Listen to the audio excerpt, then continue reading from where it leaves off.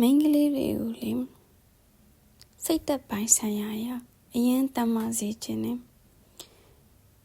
ညီမပြည်ကဒီယဉ်ကျေးမှုတွေရာဆိုလို့ရှိရင်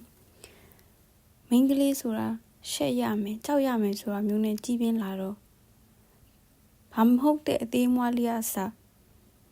ကြောက်တက်ရှက်တက်လာတယ်အဲ့ဒါကအသေးမွားလေးဆိုပေမဲ့ကိုယ့်ရဲ့စိတ်ကိုအများကြီးထိခိုက်စေတယ်ဥပမာဆိုရင်အခုပေါ့နော်ကျမကနိုင်ငံခြားမှာနေတယ်အလုပ်လုပ်တယ်တရက်အလုပ်ကလူတွေနဲ့ညစာစားပွဲတစ်ခုလုပ်တာအဲ့ဒီမှာဒီအလုပ်ကကောင်လေးတယောက်ကသူဒီနိုင်ငံမဟုတ်ဘူးသူကတခြားနိုင်ငံอ่ะပေါ့နော်ဒါပေမဲ့ဒီမှာကျတော့ကမလေးတဲ့အသားဖြူတယ်လှတယ်body ရလဲလှတယ်သူတို့ဝတ်လာတဲ့ဒီအဝတ်စားကလည်းသူတို့ရဲ့ body အလှကိုပေါ်လွင်စေတဲ့အဝတ်စားမျိုးဝတ်လာတယ်ဒီတစ်ဖက်ကကောင်လေးကကြတော့လေသူကအဲ့ဒါမျိုးတွေနဲ့ရင်းမရင်းနီးတော့အထူးဆန်းလဲဖြစ်တယ်စိတ်လဲဝင်စားတယ်လှတော့တက်ပုံရိုက်ချင်တယ်ဗီဒီယိုရိုက်ချင်တယ်အဲ့ဒါကိုဒါပေမဲ့အဲ့မှာညစာစားပွဲမှာတချင်းဖွင့်ပြီးကားကြတာလည်းရှိတယ်သူအဲ့ကောင်မလေးကိုအဲ့တင်ပါတစ်ခုတည်းကိုကွက်ပြီးဗီဒီယိုရိုက်ထားတာနောက်နေ့ကျတော့ကိုကအဲ့မှာကိုကလူကြီးဒီတခြားဒီအဲ့ကလေးတွေကိုအုပ်ချုပ်ရတဲ့လူကြီးပေါ့နော်အဲ့ဒါတွေကမသိဘူးသူတို့ချက်ကလူတွေမှာလည်းကိုကမရှိဘူးဒါပေမဲ့နောက်နေ့ကျတခြားကလေးမလေးတွေကလာပြောတော့သိရတာပေါ့နော်အမှဒီကောင်လေးကအဲ့လိုပဲဒီကောင်မလေးရဲ့တင်ပါတွေကိုကနေတော့မှရိုက်ထားတယ်ပေါ့ဗီဒီယိုရိုက်ထားတယ်ပေါ့အဲ့နဲ့ကိုမှခေါ်ပြီးတော့အဲ့ကောင်လေးကိုပြောရတယ်နောက်တစ်ခါအဲ့ကောင်မလေးကိုတွေ့လို့ရှိရင်နင်တို့ sorry ပြောရမယ်အဲ့အမျိုးလည်းနောက်တစ်ခါမလုပ်ရဘူးဆိုပြောရတယ်ကိုကတော့စိတ်ပူနေတာပေါ့နော်ကိုမြန်မာယဉ်ကျေးမှုရဒီကောင်မလေးတော့ရှက်နေတော့မှာပဲနေရှင်ဒါပေမဲ့အဲ့ကောင်မလေးကနောက်နေ့လှုပ်လာတော့သူငကိုပုံစံအတိုင်းပဲဘာမှလည်းမပြောင်းလဲဘူးဘာမှစိတ်ထဲမှာလည်းဘာမှရှိမနေဘူးသူကသူပုံမှန်အလုပ်ပုံမှန်မဲ့လှုပ်တာအဲ့ကောင်လေးနဲ့စကားပြောတော့လေပုံမှန်မဲ့အဲ့ကောင်လေးကလည်းသူ့ကို sorry လို့ပြောတယ်သူကိစ္စမရှိဘူးလို့ပဲပြောတယ်သူဝစ်လာလည်းပုံမှန်မဲ့သူလည်းအဲ့ဒါကိုအစကတည်းကသိပြီးသွားပြီဒီဗီဒီယိုလည်းသူအစကတည်းကမြင်ပြီးသွားပြီဒါပေမဲ့သူ့မှာရှက်နေရကြောက်နေရမျိုးလည်းမရှိဘူးဒါသူ့ရဲ့ကိုယ်ပိုင်အခွင့်အရေးသူဝစ်နေကြအတိုင်းဝစ်တယ်သူနေခြင်းတဲ့ပုံစံအတိုင်းနေတယ်သူကသူ့ standard နဲ့သူရှိပြီးတခြားလူကသူ့ကိုပြောင်းတာနောက်တာဖြစ်ဖြစ်ဒီလိုမျိုးဗီဒီယိုရိုက်တာဖြစ်ဖြစ်ဒါကသူ့ကိစ္စမဟုတ်ဘူးဒါကတခြားလူရဲ့ဂုဏ်သိက္ခာဒါသူ့ရဲ့ဂုဏ်သိက္ခာမဟုတ်ဘူးလုပ်တဲ့လူရဲ့ဂုဏ်သိက္ခာဒီလိုမျိုးဒီဘက်မှာဒီလိုခံယူထားတော့ကြတော့သူ့စိတ်ထဲမှာဘာမှရှက်နေကြောင်းနေမှမရှိဘူးဒီလိုမျိုးကိစ္စတာလေ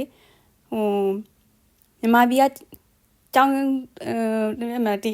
သူတို့အငယ်လေးပဲရှိတယ်သူတို့ကကျောင်းတက်နေတော့တက်ကိုတက်နေတော့ကလေးတွေပဲပထမနှစ်ကလေးတွေပဲရှိသေးတာဆိုတော့ဒါကြလို့အဲ့လိုမျိုးတာတနေရာမြန်မာပြည်ကဒီရွယ်သူတယောက်တာမိန်းကလေးတယောက်မှတာဖြစ်လို့ရှင်လုံးဝအဆက်ကွဲပါပြီရဲ့ဆိုပြီးတော့ကိုရခံစားနေမှာပြောချင်တာကဒါကြီးကဒါကိုလုပ်လို့ရတယ်လို့ပြောချင်တာမဟုတ်ဘူး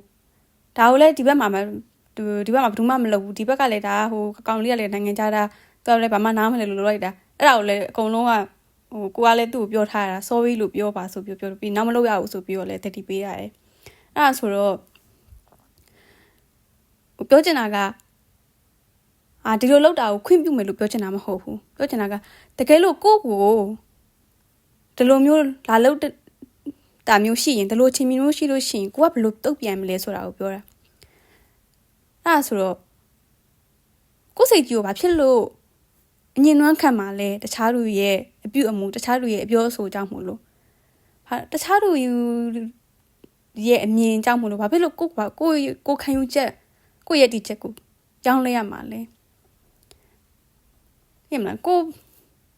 ဘာမှလည်းရှက်နေကြမလို့ကြောက်နေကြလည်းမလို့ဒီရှောက်နေတကယ်လို့ကိုကဒါကြီးကိုပဲစိတ်ပြင်းလို့ရှိရင်ကိုကတခြားအလုပ်လေအာရုံစိုက်နိုင်တော့ဘူးလေ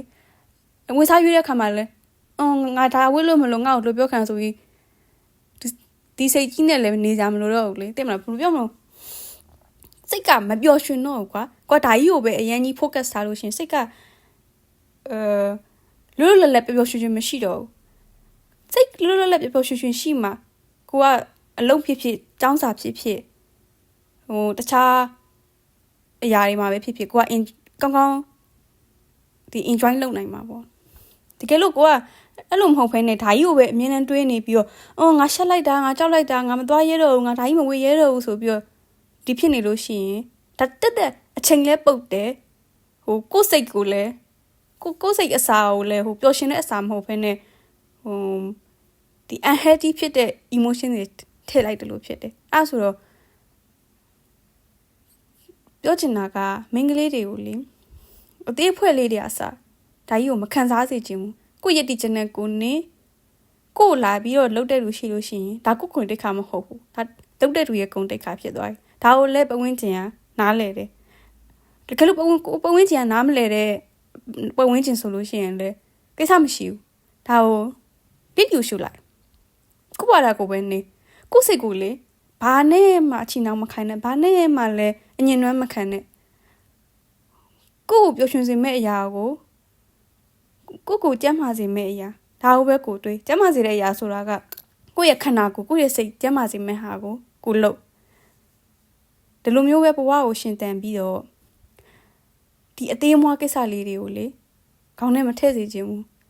လိလူရှုပြီးတော့ပျော်ရွှင်ရွှင်ပဲနေစေချင်တယ်